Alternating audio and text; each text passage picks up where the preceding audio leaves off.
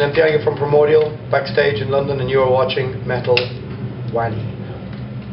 Hi, thank you for your time, thanks to be with us. Greeting from Metal Wani. Okay. You're officially at the end of your UK tour with a gig tonight in London, so how has it been so far? Yeah, it's only 3 days.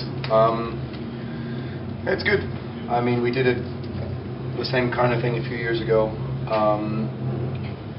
We don't really do Monday, Tuesday, Wednesdays anymore, so it's kind of like a weekend themed tour, but it works better like that. Mm-hmm. Is there any places you always wanted to tour where you haven't been kind of pushed to play? Yeah, of course. We've been trying to get to South America for years. We're going to Russia in 2 weeks, so that's one other place we haven't been yet.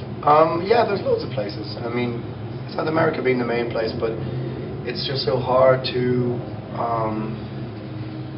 find the right promoters, and then something seems organised and it falls through, and it's. I'd like to go to Australia or Japan, New Zealand, and there's talk.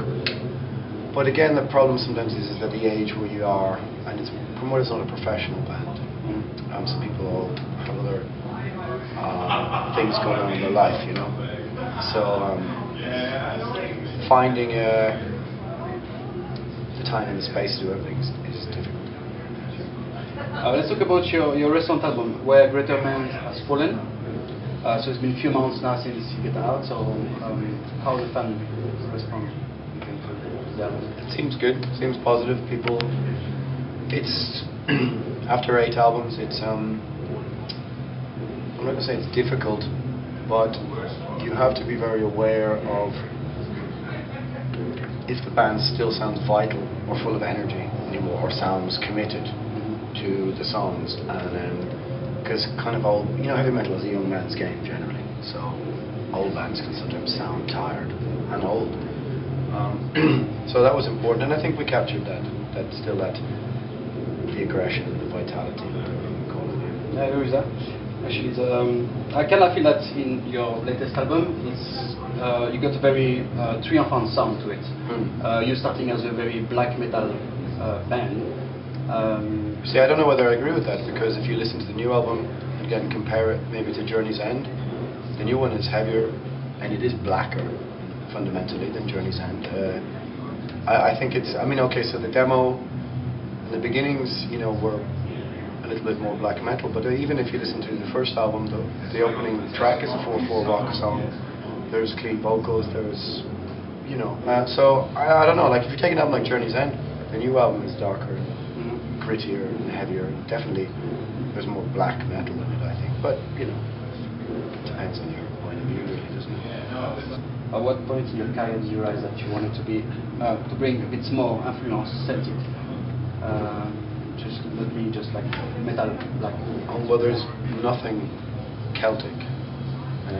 Even the concept of Celtic in that sense is a bit of a myth, if you mean Irish traditional music, then yeah, because I'm very to go to great pains to distance the band from Celtic folk music, because it's a misnomer, it's a misconception that we sing about Celtic mythology. There isn't a single reference to this. It's very modern. There's more references to World War I than there is. I'm not interested in fantasy lyrics, but Irish traditional music, yeah, that didn't influence me. I don't like it personally, generally. I'm more the heavy metal guy, so for me, Dio was more important than the Chieftains. But especially with Kieran and Paul and the other guys, it's more the rhythmic sense, the timing, this 6/8 timing, and this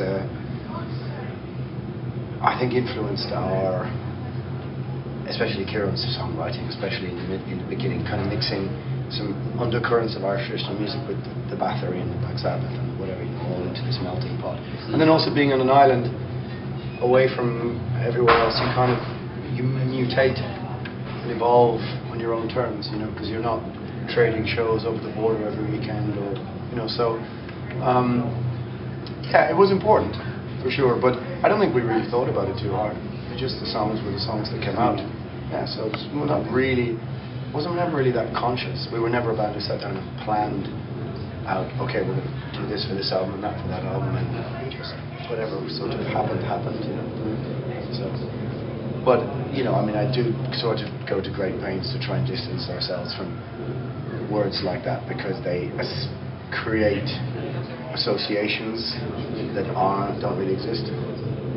So, you know, like people say to me, oh, you know, blah, blah, Irish, you know, Celtic mythology. I'm like, find the references. There's maybe 2, 8 albums. For example, the Coffin Ships is fact, not fiction. So that's the difference. Like it's actually based on an actual event.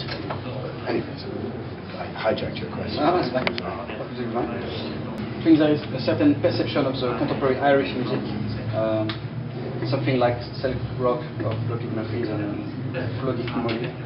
So the question is, what do you think about that? You as an Irishman.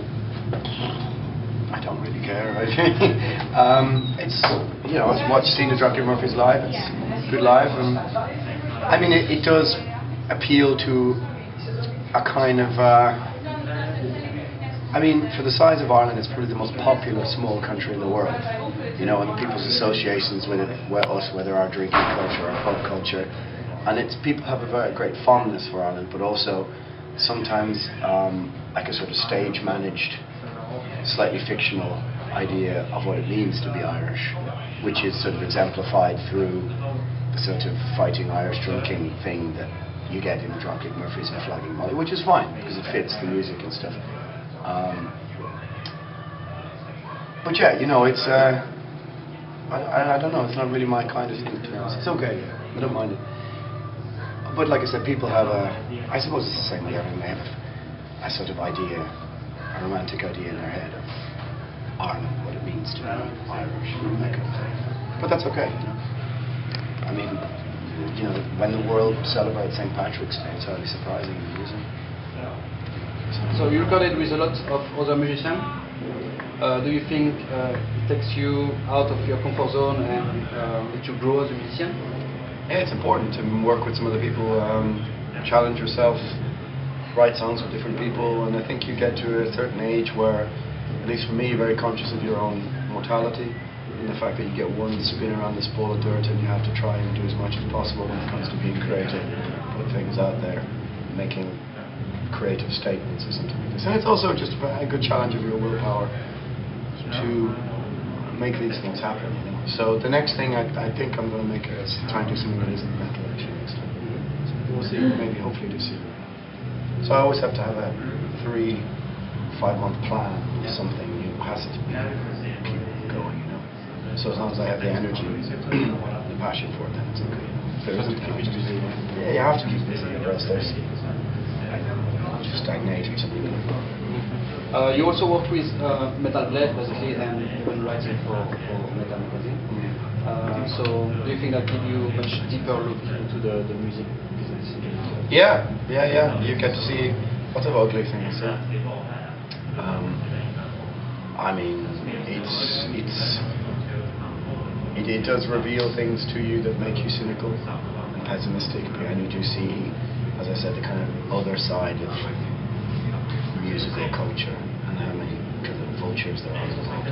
But it's, I mean, it's also made me understand more. You know, studied a bit of law and that kind of thing to try and understand exactly that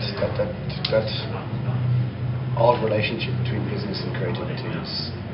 I'm kind of in between both stools, so that's an odd place to be sometimes. But yeah, it's just how things work.